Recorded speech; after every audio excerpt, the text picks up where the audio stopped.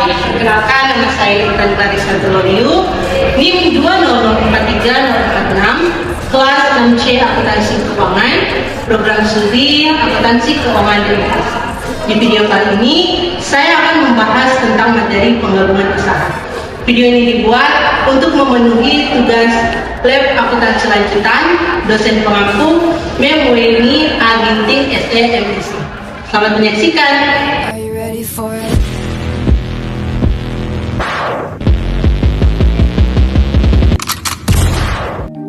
Apa sih penggabungan usaha itu? Nah, dalam dunia usaha yang semakin hari semakin berkembang ini dan persaingan dalam jenis produk, mutu produk, maupun pemasarannya semakin ramai dan ketat, sehingga seringkali timbul persaingan yang tidak sehat dan saling mengalahkan. Untuk mengatasi adanya saling merugikan antara perusahaan yang satu dengan perusahaan yang lain, maka kita perlu mengadakan suatu bentuk kerjasama yang saling menguntungkan. Nah, salah satu bentuk kerjasama yang dapat kita tempuh yaitu dengan melalui penggabungan usaha antara dua atau lebih perusahaan dengan perusahaan yang lain, baik perusahaan yang sejenis maupun tidak sejenis. Inti dari definisi penggabungan usaha ini adalah dua atau lebih badan usaha yang mengadakan penggabungan dengan tujuan untuk mengembangkan usahanya dan untuk memperoleh keuntungan yang lebih besar dengan cara menyatukan antara perusahaan yang satu dengan perusahaan yang lain, atau perusahaan yang satu membeli sebagian besar saham perusahaan yang lain. Penggabungan usaha ditinjau dari bentuk penggabungannya dibagi menjadi tiga, yaitu penggabungan horizontal, vertikal, dan konglomerat. Penggabungan horizontal adalah penggabungan bisnis yang dilakukan oleh perusahaan-perusahaan yang sejenis. Misalnya nih, ada beberapa perusahaan penghasil tas. Kemudian mereka memutuskan untuk bergabung dengan tujuan membentuk perusahaan yang baru yang lebih besar, namun tetap berada dalam industri tas. Jadi, mereka tetap memproduksi tas, hanya saja bergabung biar perusahaannya menjadi lebih besar. Ini yang dinamakan dengan penggabungan horizontal. Nah, pada umumnya dasar dibentuknya penggabungan usaha ini adalah untuk menghindari adanya persaingan di antara perusahaan yang sejenis dan meningkatkan efisiensi usaha di antara perusahaan-perusahaan yang sejenis yang bersangkutan. Yang kedua yaitu penggabungan vertikal. Adalah penggabungan perusahaan yang sebelumnya keduanya mempunyai hubungan yang saling menguntungkan. Misalnya, suatu perusahaan yang menjadi pemasok atau supplier bahan baku perusahaan lain yang kemudian bergabung agar dapat terjaga adanya kepastian bahan baku produksi. Demikian pula sebaliknya, suatu perusahaan menjadi pemasar hasil produksi perusahaan lain yang kemudian bergabung menjadi satu perusahaan. Ini yang disebut dengan penggabungan vertikal. Dan yang terakhir yaitu penggabungan konglomerat, adalah penggabungan dari perusahaan-perusahaan yang memiliki usaha yang berlainan. Misalnya, perusahaan angkutan bergabung dengan perusahaan jasa hotel dan juga bergabung dengan perusahaan makanan atau catering. Penggabungan usaha dilihat dari segi hukum. Ada penggabungan usaha merger, konsolidasi, dan juga afiliasi. Merger adalah penggabungan usaha dengan cara satu perusahaan membeli perusahaan yang lain, yang kemudian perusahaan yang dibeli menjadi anak perusahaannya atau dibubarkan.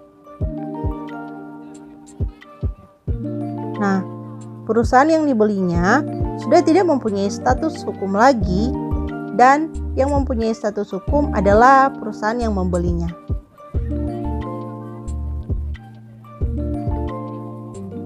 Sedangkan konsolidasi yaitu penggabungan usaha dengan cara satu perusahaan bergabung dengan perusahaan yang lain membentuk satu perusahaan baru. Misalnya nih, PT A bergabung dengan PT B untuk membentuk perusahaan baru, yaitu PT C. Kemudian PT A dan PT B sudah tidak berstatus hukum lagi, dan yang berstatus hukum adalah PTC, yaitu perusahaan yang dibuat baru. Dengan demikian, pemilik PTC adalah yaitu pemilik PTA dan PTB sebelum bergabung. Dan yang ketiga itu afiliasi, yaitu penggabungan usaha dengan cara membeli sebagian besar saham atau seluruh saham perusahaan lain untuk memperoleh hak pengendalian.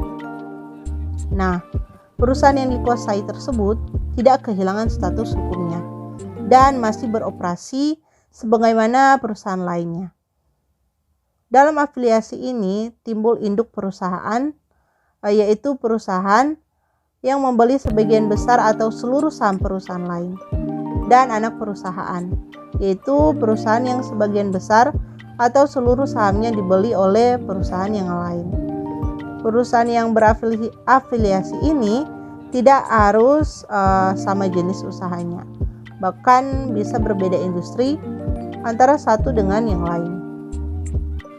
Sedangkan dari sudut teknis akuntansinya, penggabungan usaha dapat dilakukan dengan dua metode, seperti yang diatur dalam Ikatan Akuntansi Indonesia atau IAI dalam PSAK nomor 22. Yaitu ada metode penyatuan kepemilikan atau pooling of interest, dan yang kedua yaitu metode pembelian atau purchase.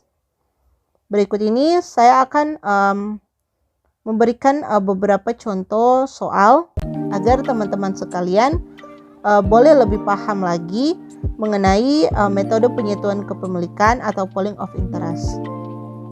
Jika kita menggunakan metode penyatuan kepemilikan atau pooling of interest, ada beberapa prosedur akuntansi yang harus kita pahami.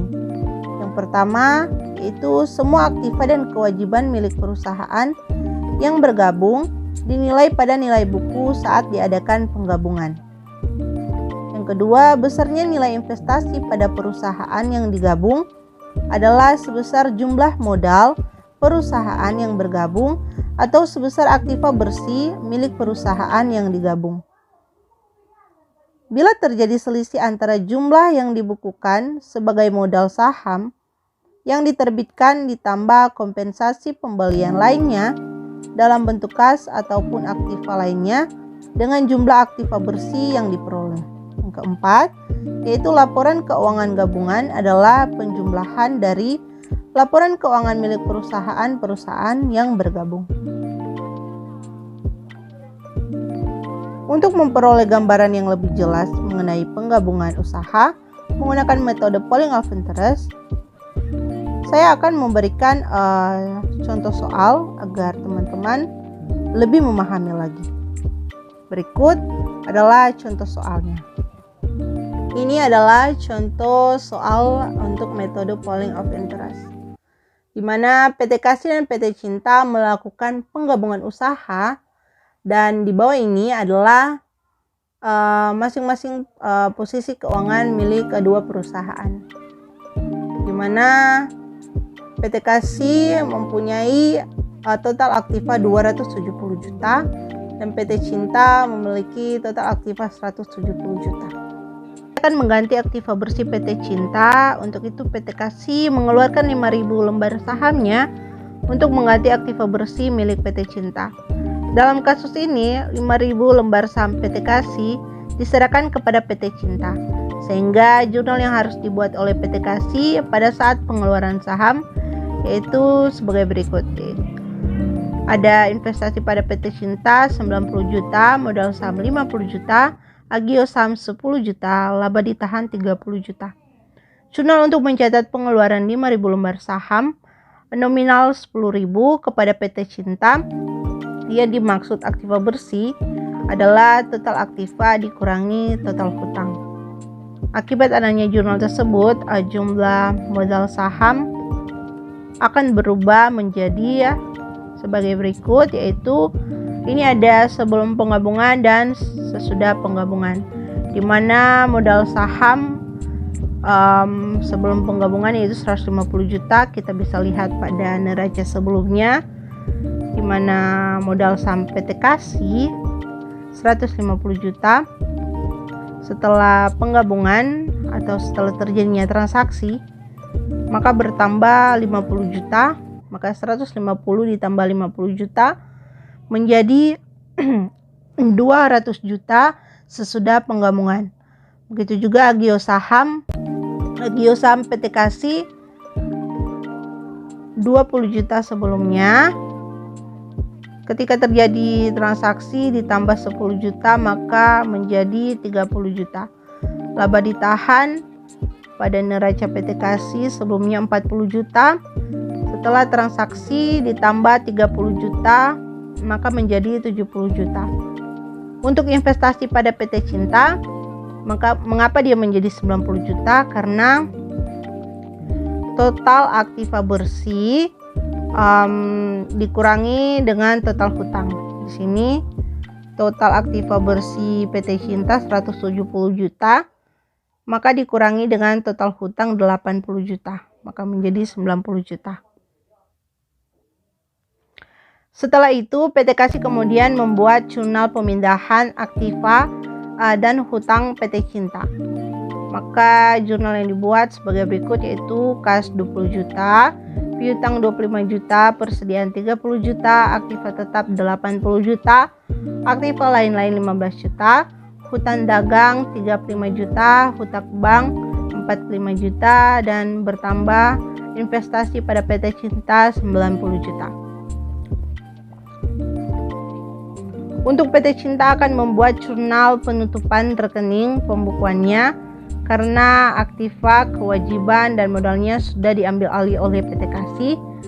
Maka akan dibuat jurnal hutang dagang 35 juta, hutang bank 45 juta, modal saham 50 juta, agio saham 10 juta, laba ditahan 30 juta, dan kas 20 juta, piutang 25 juta, persediaan 30 juta, aktiva tetap 80 juta, aktiva lain-lain 15 juta. Ini adalah jurnal penutupan. Nah, ini adalah hasil akhir dari penggabungan kedua perusahaan tadi. PT Kasih membuat laporan keuangan gabungan dengan cara menjumlahkan masing-masing rekening yang ada, yaitu PT Kasih dan PT Cinta, dan ini adalah neraca gabungan PT Kasih. Kita boleh lihat bersama-sama di sini, di mana kas PT Kasih 40 juta maka ditambah dengan kas PT Cinta 20 juta maka menjadi 60 juta, begitu seterusnya. Nah, jika kita menggunakan metode pembelian atau purchase, maka ada beberapa prosedur akuntansi yang harus kita pahami dulu, yaitu menyesuaikan nilai aktiva dari perusahaan yang dikuasai dengan nilai wajar. Kedua, mencatat transaksi pembelian pada harga yang sudah disesuaikan. Yang ketiga, selisih antara nilai aktiva dengan saham yang diserahkan dimasukkan ke dalam rekening agio saham dan tidak pada laba yang ditahan. Dalam laporan keuangan gabungan, semua aktiva dinilai sebesar harga perolehan, yaitu sebesar saham atau kas yang diserahkan setelah dikurangi hutang-hutang. Agar teman-teman lebih paham lagi, berikut ini saya akan memberikan beberapa contoh soal jika kita menggunakan metode purchase. PT Berkat akan menggabungkan atau mengakuisisi PT Purnama dengan menggunakan metode purchase pada tanggal 1 Februari. Dan berikut ini adalah posisi keuangan milik kedua perusahaan tersebut sesaat sebelum adanya transaksi penggabungan. Di sini ada PT Berkat dan PT Purnama dengan nilai buku, dan juga PT Purnama dengan nilai wajarnya. Kita boleh lihat pada tabel berikut ini. PT Berkat akan mengakuisisi PT Purnama dengan mengeluarkan 60.000 lembar sahamnya yang mempunyai nilai nominal 10.000 dan nilai pasarnya 16.000. Di samping itu, PT Berkat juga mengeluarkan pula sejumlah uang tunai sebesar 250 juta. Dalam kasus ini, PT Berkat akan mencatat transaksi penggabungan tersebut dengan mencatatnya ke dalam rekening investasi PT Purnama sebesar biaya perolehannya, yaitu sejumlah kas atau aktiva setara kas yang dibayar atau nilai wajar aktiva lain pada tanggal pertukaran yang diberikan oleh perusahaan pengakuisisi sebagai imbalan atau perolehan kendali atas aktiva neto perusahaan lain ditambah biaya-biaya lain yang secara langsung dapat diatribusikan pada akuisisi tersebut.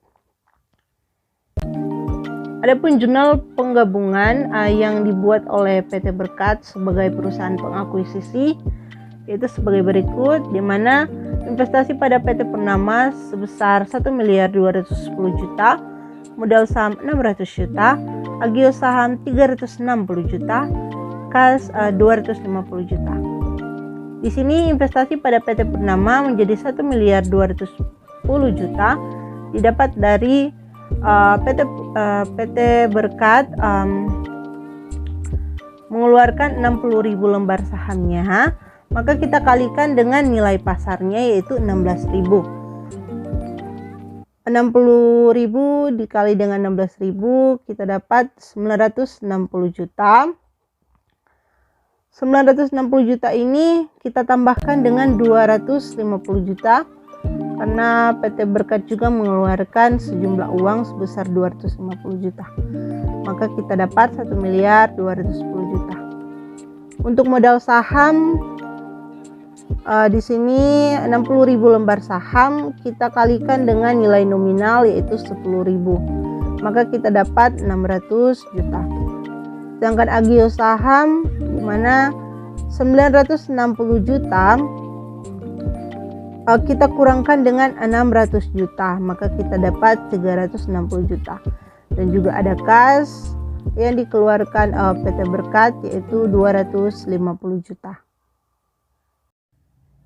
Setelah PT Berkat membuat jurnal penggabungan, kemudian mencatat penerimaan aktiva bersih dari PT Purnama sebesar nilai wajarnya dengan jurnal sebagai berikut, di mana kas 50 juta, piutang 80 juta, persediaan 180 juta, tanah 195 juta, bangunan 150 juta, kendaraan 100 juta, dan goodwill 735 juta, hutang dagang 100 juta, hutang wesel 180 juta, dan investasi pada PT Purnama sebesar 1.210 juta. Di sini timbul goodwill karena jumlah investasi atau biaya perolehan lebih besar daripada aktiva bersih yang diterima. Kita boleh menghitung bagaimana cara menghitung goodwill. Maka kita akan menghitung terlebih dahulu aktiva bersih dari PT Purnama nilai wajarnya. Kita bisa lihat pada tabel kecil berikut ini, di mana total aktiva dari PT Purnama sebesar 755 juta dan total hutang dari nilai wajar PT Purnama yaitu 280 juta. Maka kita kurangkan dan mendapat hasil yaitu 475 juta. 475 juta itu kita kurangkan dengan nilai investasi yaitu 1.210 juta. Maka kita mendapatkan hasil goodwill yaitu 735 juta. Karena di sini jumlah investasi lebih besar dengan jumlah aktiva bersih. Langkah terakhir adalah membuat neraca setelah penggabungan berdasarkan jurnal penggabungan dan jurnal penerimaan aktiva bersih. Berikut ini adalah cara-caranya, yaitu ada keterangan juga PT Berkat sebelum penggabungan dan transaksi pada saat penggabungan dan juga neraca PT Berkat setelah penggabungan. Di sini ada kas. Transaksi pada saat penggabungan di sini kas berada pada dalam kurung 200 juta. Mengapa demikian? Karena kita bisa lihat di sini pada saat terjadinya transaksi, PT Berkat mengeluarkan uang sebesar 250 juta dan juga mencatat penerimaan aktiva bersih sebesar 50 juta. Maka di sini 300 juta dikurang dengan 200 juta maka menjadi 100 juta. Dan ini adalah neraca setelah penggabungan. Kita boleh lihat bersama-sama di sini. Semua nilai-nilainya ditambahkan saja. Di mana juga piutang 120 juta kita tambahkan dengan 80 juta karena ada terjadinya transaksi pada saat penggabungan. Demikianlah pembahasan saya dan beberapa contoh kasus mengenai penggabungan usaha dan beberapa metode dari penggabungan usaha. Semoga teman-teman boleh mudah memahami dan juga dapat bermanfaat untuk teman-teman sekalian.